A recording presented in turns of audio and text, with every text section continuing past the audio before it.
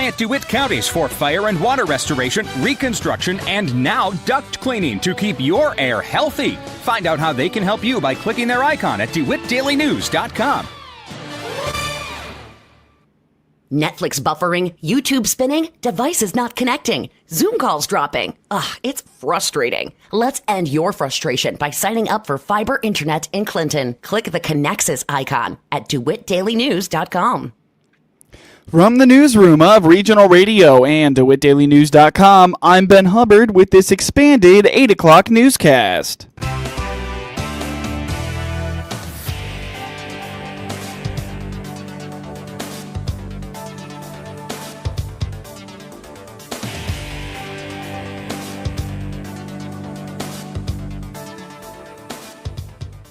Morning Show news streams to Facebook and YouTube, brought to you by Peterson Insurance, your Pekin Insurance agent in Clinton.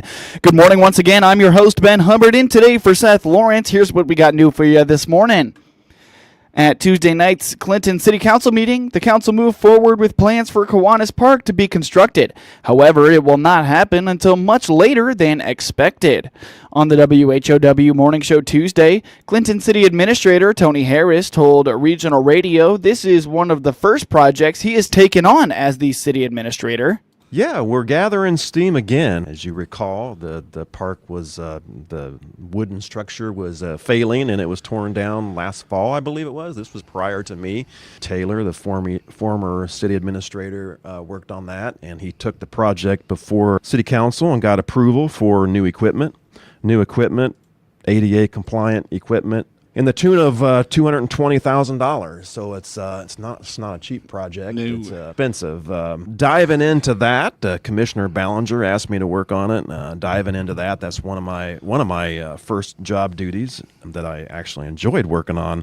I think this is going to be a great community benefit for the citizens of Clinton. As you recall, a lot of kids use that park. Parents use it as gathering place. So the city of Clinton should be very proud of that location anyway. But according to Harris, an issue with getting construction approved by the city council will push the project's estimated completion date to midsummer.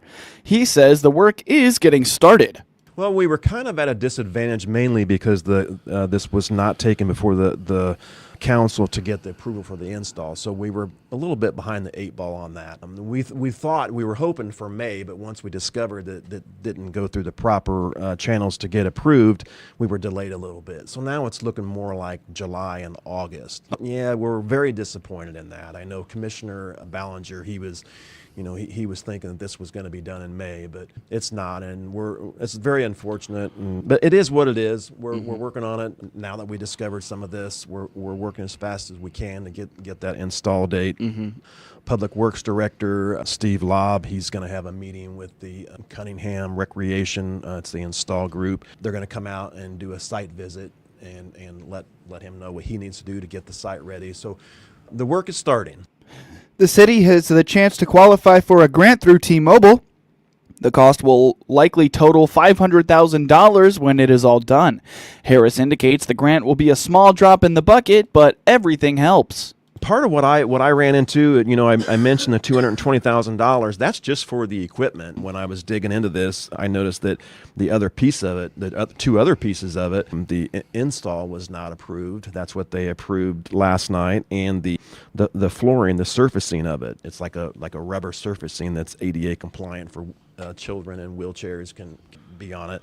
That was never approved, so that's what got approved last night. And then there's some other lighting, sidewalks, that's not approved yet. That's going to be another $107,000. So the entire project is going to be over $500,000. So no, it's not cheap. There's some things that I'm working on. I'm working on T-Mobile Hometown America grant, $50,000, and this grant is again from T-Mobile Hometown America, where they're investing $25 million in 500 rural towns over the next 5 years on shovel-ready projects, and one being parks. So I'm in the process. By the end of the month, I'll have that submitted.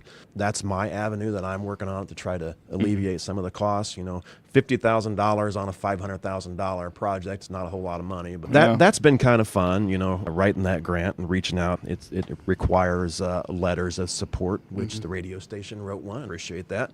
Yeah, just working on that, working on the grant, and getting the letters of support. It's been fun. The playground equipment has been stored at the old Miller Container Facility on Clinton's east side through the winter months. Kiwanis Park was demolished in the fall of last year over structural issues with the old wooden playground equipment. Coming up shortly on this expanded newscast, U of I Extension offering a webinar about composting. Students all across Central Illinois participated in the Kid Wind competition, where they showed off their model wind turbine building skills. On the WHOW Morning Show Wednesday, Brian Easter, Blue Ridge High School principal, told Regional Radio that one of the groups of students that participated in the Kid Win STEM competition won their regional group. This means they will travel to Phoenix, Arizona for the next round. A few weeks ago, there was a local, it is called Kid Wind, and it was a turbine building competition. And so one of our teachers had some of his students put together some turbines to compete in that. And so that was a locally hosted event. Actually ended up being virtual because it was an e-learning day for everybody in the area back when we were having cold and snow and things like that. But anyway, one of our high school teams was the regional winner for that. And for that, they got invited to the world competition in Phoenix, taking place in May. Well, for the regional competition, the teacher kind of heard about it, and I think last year he tried to get some kids to do it. We just didn't have time. Like, he heard about it too late in the game last year, and so he was looking out for it this year. And when it came through, he was excited to get one of his classes to be active participants. Easter feels that being from Central Illinois, students are constantly surrounded by wind turbines and learning about them. He notes this helped them prepare to build their own. In our area, we have lots of wind turbines, so that's a point of conversation in the communities, and so they have incorporated lessons like that into some physics classes and some energy classes and environmental science classes. So our kids are starting to hear a little bit more about that and learn more about those processes. And and just part of this competition was understanding how those things generate energy and where that goes and how that all comes together. I was not able to attend the competition. I know that there were teams of kids who worked together on building a turbine, and then they had to present their turbine to a panel of judges and explain, here's our thought process in putting this together, here's why this works, and here's the purposes behind this. So gotcha. I believe that was kind of the extent of it. The kids kind of explained what it was they were doing and got judged. Superintendent Dr. Hillary Stanifer explains that the students will take their prototype with them to Phoenix. Easter mentions some of these students have never been on a plane before, let alone met competitors from all over the world. So their prototype is actually going to fly out to Arizona with them. So what they've already built will go and be part of the next level of competition. And I think what they'll expect is that, judges will come around and be quizzing them, asking them questions about their building, but then they'll go through other simulations there with other people. I think there's a group from Taiwan. Is that correct? That's coming? Last year there was, I think the winners were from Taiwan. Wow. Yeah, pretty neat thing for us to be able to participate in. They're super excited about the opportunity to just kind of go and learn a little bit more about this process and get to meet people from all over the world. And honestly, I mean, it'll be a great experience for them. Some of them have never been on an airplane before. So giving them the opportunity to go to O'Hare and fly out of O'Hare and navigate travels like that, I think that's a tremendous experience that we're able to give to the kids. Dr. Stanifer and Principal Easter both feel this is an opportunity for students like none other, and that they will benefit greatly from it. Get more information on Blue Ridge Schools by visiting blueridge18.org. Composting is a great way to reduce waste and improve your fields and gardens.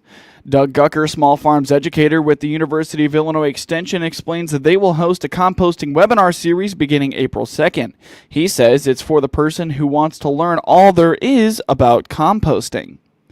Although throwing things in the trash is more convenient than composting, Gucker notes if we don't begin composting more, the landfills will grow taller and taller with waste that could be utilized.